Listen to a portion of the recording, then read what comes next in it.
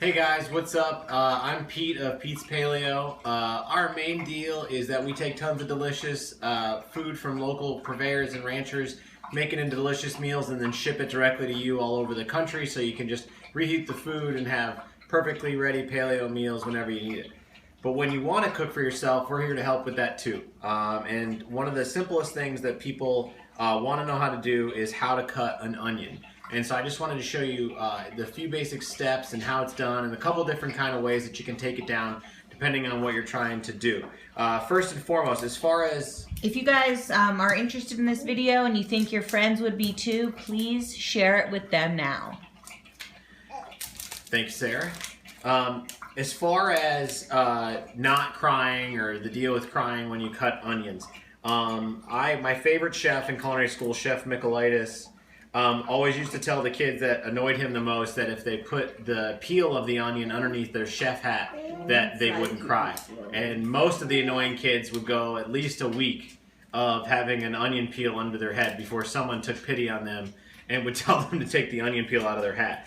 The only real thing that is going to help you cry less when you're cutting an onion, you can stick it in the fridge for like 20 or 30 minutes before you cut the onion, and cooling it down, just like anything else, will slow the chemical reaction. And then also a really sharp knife. The sharper that your knife is, the more that it slices through the cells as opposed to bruises them. And when you bruise the cells, it opens up all of them and it releases all the gas. A sharp knife will open up less of the cells and release less of the gas, which is making your eyes cry. So anyways, let's go with a classic diced onion to start off. So you have a whole onion. I'm going to take the top off. Hey, Bill and Haley. What's up, guys? And then I'm going to take the bottom off, but I'm very careful to just take off enough so that the root is gone, but it's still going to be intact. That's going to be really important later on when you go to actually dice up the onion. And then from there, I'm going to split the root right in the bottom. Schmaleo. And then you just peel it. You can save these peels along with your scraps, and it's perfect to throw into your stock bag. If you just have like a bag that you keep in the freezer for veggie scraps for the next time you're going to make stock or broth. Side note, when Pete and I first started dating, I came home to our apartment and there was a Ziploc bag next to the fridge with all these veggie scraps from the night before's dinner and a little note on them that said, what did it say, babe?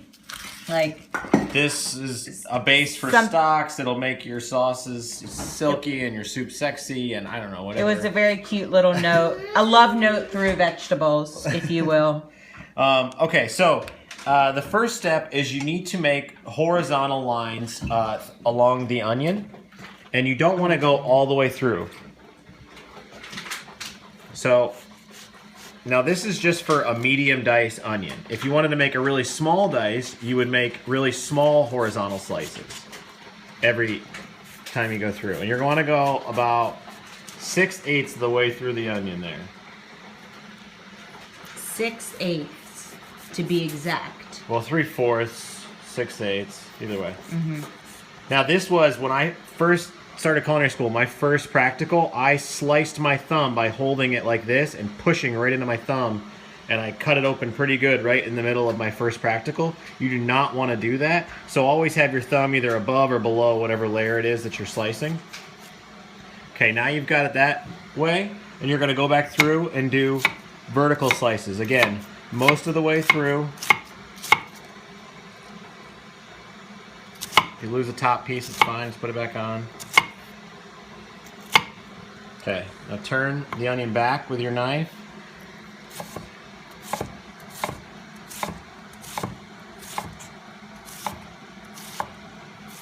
As you get towards the end, you don't want to go all the way through the onion because you haven't perfectly separated it, and so these pieces cannot be perfect, which if you're cooking in a restaurant or something like that is really, really less than ideal.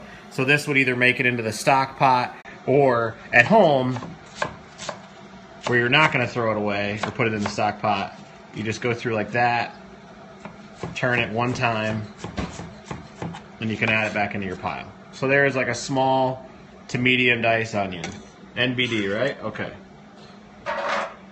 If anybody has any questions, let us know. For those of you who just joined, we are PetesPaleo.com. We ship fresh, ready-to-eat paleo meals nationwide.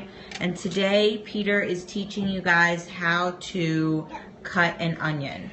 Now, another thing that you can do with an onion is to julienne it, and that's really useful if you are going to be like sweating the onions, caramelizing the onions, making like onions and mushrooms, or if you're going to make like a soup. It's really nice to have. Somebody's wanting to know, do onions add nutritional value or just flavor? They certainly have nutritional value. They're a sulfur-rich vegetable, and sulfur is super good to have in your diet. As well as a bunch of other nutrients. I can't name them off the top of my head, but they do add nutritional value, but hands down, flavor is the #1 reason why we add onions. Bill and Haley want to know what knife we're using. I'm using a Gleston. It's a Japanese, kind of a cross between a Santoku and a chef's knife. It's got a lot of weight to it, and it's got a nice thick, if you see here, this top line where my finger rests, my callus rests on that top line. A lot of knives are really thin right there, and it'll grate on you if you it'll start to hurt your finger if you're doing a lot of work. Now to julienne, that root that we loved before, that was our friend that kept the onion together while we small diced it, needs to go. It's no longer our friend because now we want to take everything apart. So it pops right out, just a little V cut. From here, you just want to start. You're just long dicing it, but with the angle of the onion. And don't make this a super dangerous process, okay? As soon as you get halfway through the knife, instead of trying to do some silly thing where you're over here against your will, going like this, just fold the onion over and start over again on the same side. Aha! Just try the soup. Taste the soup. Taste the soup. So there's perfectly julienne onions. You'll notice that they come right apart. As soon as you put them in the pan, they'll fall right apart since you took the root off. So there's julienne, there's small dice, and then I just want to show you one other thing that you can do real quick.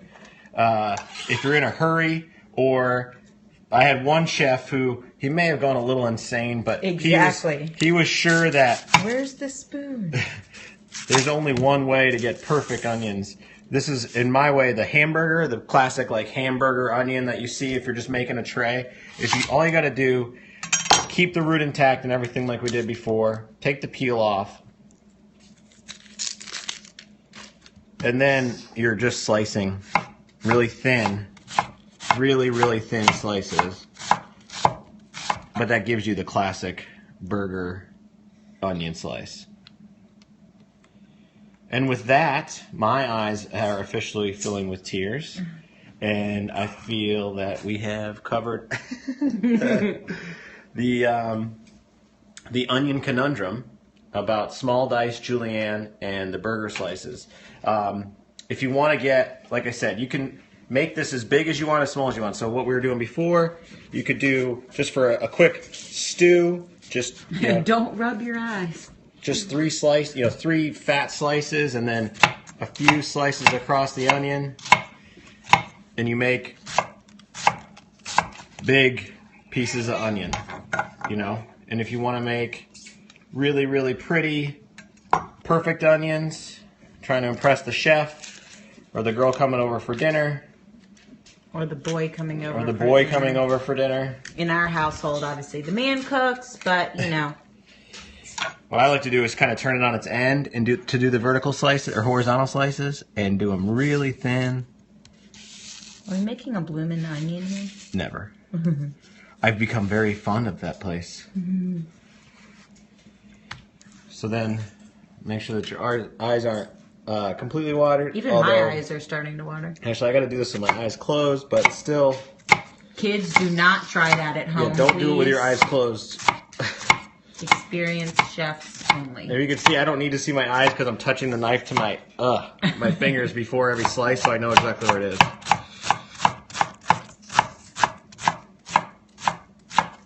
So it's up to you, depending on your purpose, whether they're this big or they're this big, but the process is exactly the same. every time. And again, Bill look, and Haley said ski goggles for the next onion demo. I know beyond a doubt that Bill and Haley have ski goggles hanging on a hook in They their probably kitchen. actually have goggles made specifically for onion cutting just because they're cool like that. And then they're his and hers? Yes. Okay, Yes, so I can sense the adorableness about it right now. And you can see just with 2 onions, like normally this is stuff that people would just throw away. This is so much flavor in here. Throw this in a pot with a couple parsley stems and just use that. Just start that off as like your experiment with stock to see how much it adds flavor and depth. Even just a vegetable stock without any of the collagen or protein will make a huge leap in kind of your understanding of how chefs build flavor into everything that we do. Thank you guys very much for checking it out. It was really emotional for me showing you this, obviously, but I hope you learned That's something. Pete. Pete has light eyes. All right, guys, thank you very much. Check us out at petespaleo.com and send us a note if you have any questions. Until then, see you.